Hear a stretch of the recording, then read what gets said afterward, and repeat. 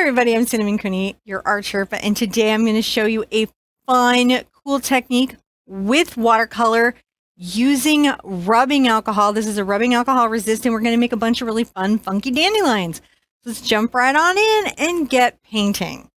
So I've got all my materials out here. I have my Paynes gray, my Phthalo blue, my Quinacridone magenta, and my nickel azo gold. But listen, you could use just any bright yellow you have. This is just basically primaries and a dark black for me to work with. And the first thing that I'm going to do is I'm going to get my number 8 round. This is a black velvet from Silver Brush. So it's got a nice mix of hairs and it comes around, but they never use any endangered animals in the making of their brushes. That's just something to think about. I'm very carefully going to come around this round moon that I've loosely sketched in and leave this paper dry and get this paper to be wet. You guys do this with me right here. And we're going to just do this really fast. And I'm going to get just a little of my blue. And I'm going to mix some magenta into it so it goes cool. It goes a little bit purple. And I'm going to come around here. I just want to make sure this is in early before I start doing any of my layering, any of my cool, fun, crazy techniques. Because I'll come back and define this. It's really hard sometimes to hold the white on your paper. The other thing I'm going to do is before I start putting in all my washes, I think I'd like to get a little bit of my gray and a little bit of my blue here. I'm going to come and just make sure this is a little bit darkened. I know that's fussy, but can you see how that effect is? It just makes it seem like the night. Now rinse this brush out really well. I don't want any pigment in it. And I'm going to pick up, this is a 3/4 oval. I'm using this wonderful brush. It's got a point to it so I can do leaves and things, but I'm going to use it as a brush to put out my wash. And this is where I'm wetting the paper. Now, sometimes paper has something on it called sizing. That can make it kind of not want to take the water at first. You'll notice that my paper is taped down and I'm using 140-pound paper, 300 gram, if you're over the pond or anywhere that does other measurements. But basically it's a heavy paper, it's cold press, it's for watercolor, and it's going to let me get a nice effect. I've got my little cup of alcohol set to the side. You can see I'm getting it out so the paper is wet but not buckling. And I'm going to use a mixture of all my colors to create a wonderful, fun sky effect. So first I'm going to put out a little of my really excellent yellow here, and you can see I'm just moving this in this little Y shape, moving back, right? Because I want to mix these up. And let's make this a little sunsetty, so we're going to come and get a little of our quinacridone and our yellow and come into where we put this interesting little blue space.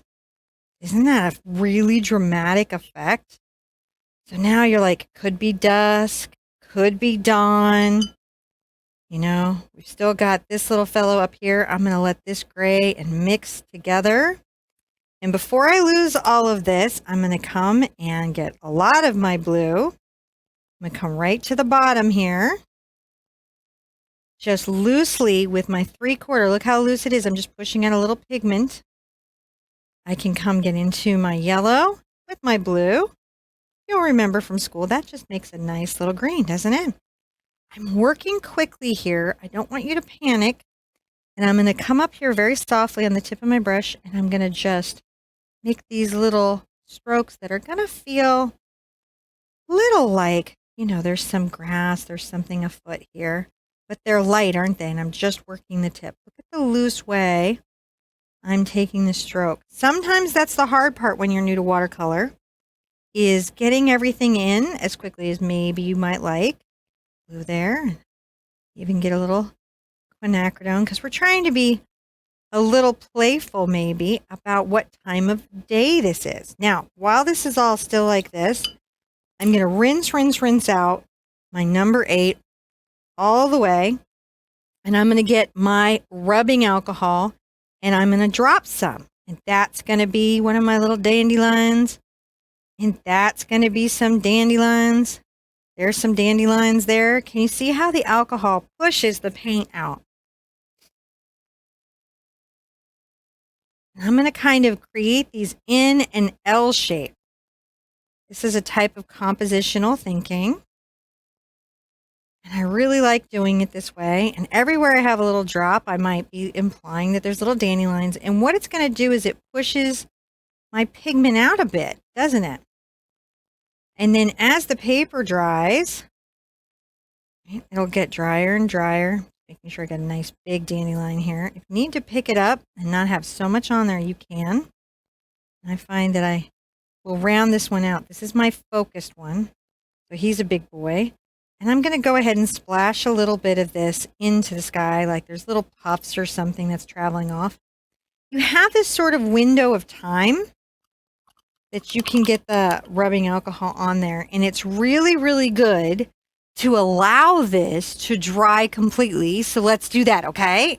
Except in the magic of video, it's going to go like that. All right. So through the magic of video, your piece should be completely dry and we can start applying the next layers and the glazing. What you should see here is that everything has a darkened edge where it's taken the pigment and pushed it out. This isn't really amazing for the archival nature of your painting, but it's a really fun effect that I think it's great to do. Now I'm going to come to the center of some of my little dandelions with a very rinsed out little round brush, and I'm going to make these little sort of dots that are the center of our little dandelions, right? Just right there. And you'll notice that when your water doesn't have any sort of wetting agent to it, when you drop down a bead, it holds the shape. So this is something we can play with always in our watercolors, and then it'll keep a nice shape on things. Now we're going to do a little trick where we soak some of this back up and the pigment will have stuck in, and we're going to be really grateful for that. So I'm going to dry out my brush and then I'm going to slurp up some of my dots. That's going to let them dry out a little quicker and also keep them from being so dark because I want them to be a little bit softer for this piece. Right? We want them to really stand out. All right, now I'm going to get a little of my blue and I'm going to get a lot of my wonderful yellow. And I'm going to come here and I'm going to press in, a little more water. I'm going to press in and I'm going to glaze out some little leaves. And some of these will go in front of some of our little dandelions, won't they? Yes, they will. Just wandering along. I like to enjoy and play with my line a little bit. You can even, make these a little bit jaggedy if you want to have a leaf that a little dandelion-like, because they're a slightly rough leaf, aren't they? Just loosely sketching. So it's that playing with our wet and dry paint. You'll see me rinsing out often, and sometimes you'll even see me coming back and filling in the way I'm doing right here. I'm just trying to show a little of the shape of our comp. See that we've got our little dandelions, and maybe some of these will be darker and then blending into the soft space.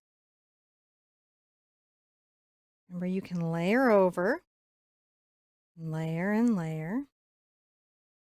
Now, I'm going to also kind of maybe paint little round dandelions.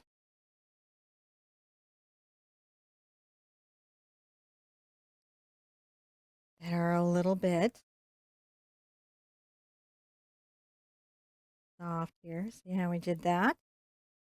And come to the outside edge. And then be a little bit darkened. Maybe you can have a little friend right here. More focused. We've got going. And we're just playing with these round layers. Fun stuff. Come around the outer edge with a little more pigment. See how when I come here, I get a lot more pigment? And when I take that darker level of pigment, it blends in to the wetter area of the paint. The thing that we get to play with in watercolor. The other thing I totally suggest we play with is the colors that we're choosing to use as we layer over. So maybe we'll put a nice little focal one right here. And another little focal one right here. And you can see how we're getting these little layers of puffballs, right? Having fun playing with this abstracted little watercolor space.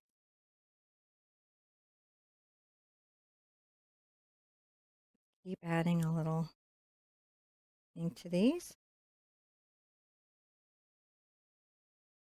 Okay, coming on the outside edge. Yeah. Then I'll do some nice little dry brush circles. Just going to keep layering up our little abstracted dandelions with alcohol. Look at the fun stuff. I'm going to go right over where the purple is. These. Just enjoy what you're doing. Little circles. Try not to feel too intense about it. I'm going to come get quite a lot of my yellow. Maybe put a little focal fellow that's coming right here. And then another little one can layer. Yeah, we're layering them. Layer, layer, layer. There's a little one right here. There we go. Then I'm going to take this and flash it. Flashing it. Our strange little abstract watercolor painting. Not even done, but getting close. It's super fun to be splashy, I think. Makes it feel like a summer day. I'm going to get a little of my blue and my Paynes gray. I'm going to come and add a center right here that's going to bleed out and soften a little bit. Maybe right there. There we're doing. They're varying levels of dry. And so that's wonderful. That's fantastic.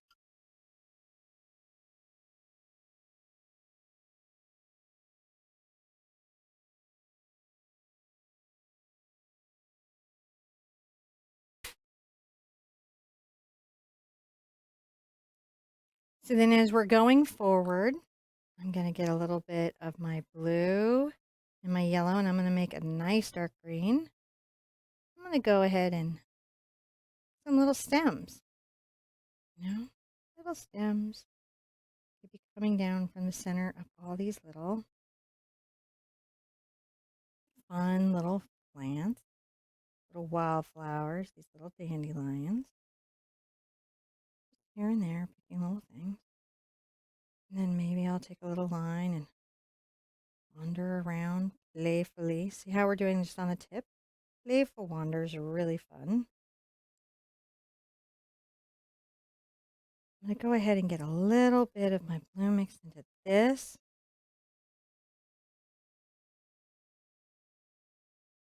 I'm trying to make sure that I've got a little dark focal center that's happening right over here. Yes. Just continuing to tell that little funny little abstracted story. Just be light sometimes in your painting. When you're learning, it's good to take on playful projects because they let us remember not to be too serious in what we're doing and too objective. I just took some blue and I'm going to splash that here and there. And I have decided that I'm going to leave this white. This is more like a little sun. I think that that will be really, really happy. I had a bunch of blue in my brush. I'm going to come over to my magenta. Make sure that we some of that right here. Coming around and maybe a darker little line on this little set of dandelions. Swirling in. I've got a similar project on my acrylic lessons. I just think it's fun. Take the time on occasion to play. There we go. Darkening, darkening, darkening that wonderful corner. And creating little playful bright pops of color. Remember, when you're being creative, you have a choice to be very objective and paint things as they are, or you can paint them as they feel. And there really isn't a right or wrong to that. But I think it's most important that you paint and you keep that experience fun and light, like these flowers. I want you to be good to yourself and be good to each other. And I'm going to see you back here for another full process watercolor lesson. All right, bye-bye.